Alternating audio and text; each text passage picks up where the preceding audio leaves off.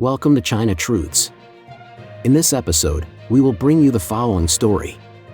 How $11,000 billion local government's debts are hidden and handled.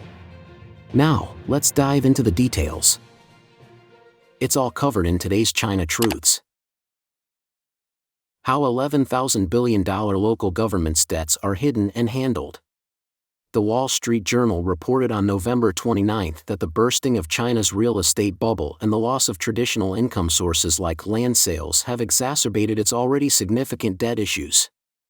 Economists estimate that China's local governments may have hidden debts totaling as much as $11 trillion, while Beijing's current rescue measures amount to little more than a drop in the bucket. Meanwhile, U.S. President-elect Donald Trump's remarks on imposing punitive tariffs on Chinese goods add further risk of stagnation to China's economy. Local governments in China are responsible for driving the majority of investment projects, employing civil servants, and outsourcing business to private enterprises. Thus, their fiscal challenges indirectly impact household finances. The Hong Kong-based non-governmental organization China Labor Bulletin, CLB, which monitors labor strikes and safety incidents across China, reports that approximately 1,200 protests occurred this year over wage arrears or compensation disputes, compared to over 1,600 last year. Both figures significantly exceed the 700 protests in 2022 and 900 in 2021. Fiscal tightening has led to public service interruptions in certain regions of China. For instance, cities like Wuhan, Dalian, and Guangzhou have cut back on public healthcare benefits. In Hunan Shangqiu, a public bus company nearly went bankrupt last year due to lack of funds. Last month, in Shanwei, Guangdong, dozens of medical staff gathered in a hospital lobby holding blank sheets of paper with "We need to eat" written on them to protest delayed salaries and bonuses.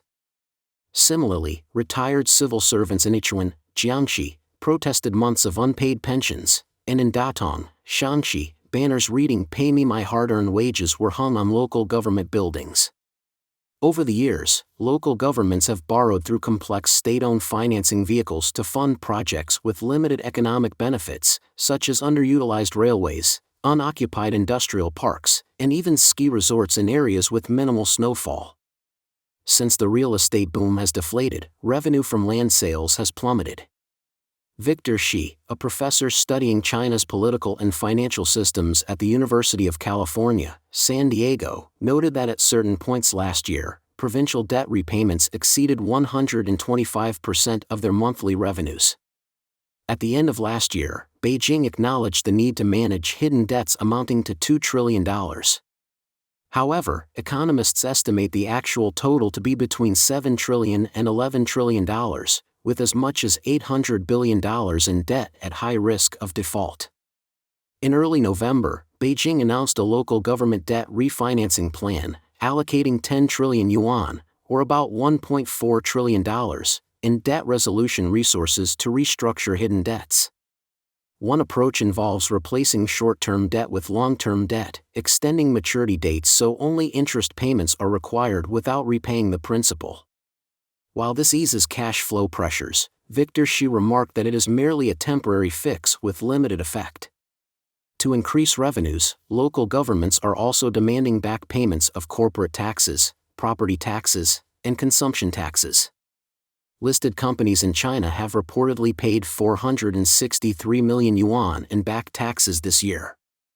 In Hubei province, a distillery was required to pay 85 million yuan in consumption taxes owed from 1994 to 2009. Related arrears totaled 178 million yuan last year and were zero before then. Enforcement agencies have intensified fines, fees, and asset seizures to generate cash. For instance, Bishan District in Chongqing has set up a task force dubbed Smash Pots and Sell Iron to liquidate assets and repay debts. Renowned economist Qing Xiaonong has incisively revealed the true creditors behind the massive local government debts in China.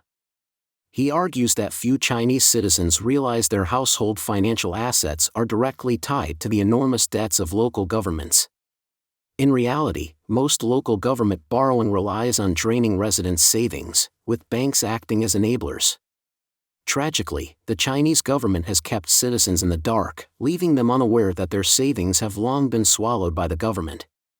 The Chinese government employs two primary methods to fund its extravagant spending: exceeding fiscal revenues such as taxes by massively increasing expenditures, creating significant central government deficits financed by large-scale money printing by the central bank; issuing government bonds, mostly domestically, as Chinese yuan bonds are not popular international investment vehicles. The first method essentially uses inflation to cover government spending. This approach, which macroeconomists consider a poison pill, inevitably leads to currency devaluation and price inflation, reducing consumer purchasing power and eroding savings. China's official budget deficit is set at 3% of GDP for 2024, similar to the EU's fiscal rules. However, the total outstanding public debts, equivalent to GDP, is a more alarming indicator of long-term fiscal stress. While fiscal deficits cause immediate inflationary pressures, excessive public debt has long-term consequences, including the erosion of household savings. Notably, China's massive public debt effectively empties citizens' bank accounts, as issuing government bonds allows the government to covertly appropriate savings. However, China's banking system is already under immense strain due to local government debts, raising concerns of systemic collapse. For 2024, China's fiscal deficit is set at 4.06 trillion yuan, 180 billion yuan higher than 2023. Of this, the central deficit is 3.34 trillion yuan, while local deficits account for 720 billion yuan. Earlier this month, China's National People's Congress approved an additional 6 trillion yuan in new local government borrowing over 3 years. The IMF estimates local government debt at 40 trillion yuan, with an additional 65 trillion yuan owed by state-owned financing companies, many on the verge of bankruptcy. Combined, these debts threaten to collapse the banking sector.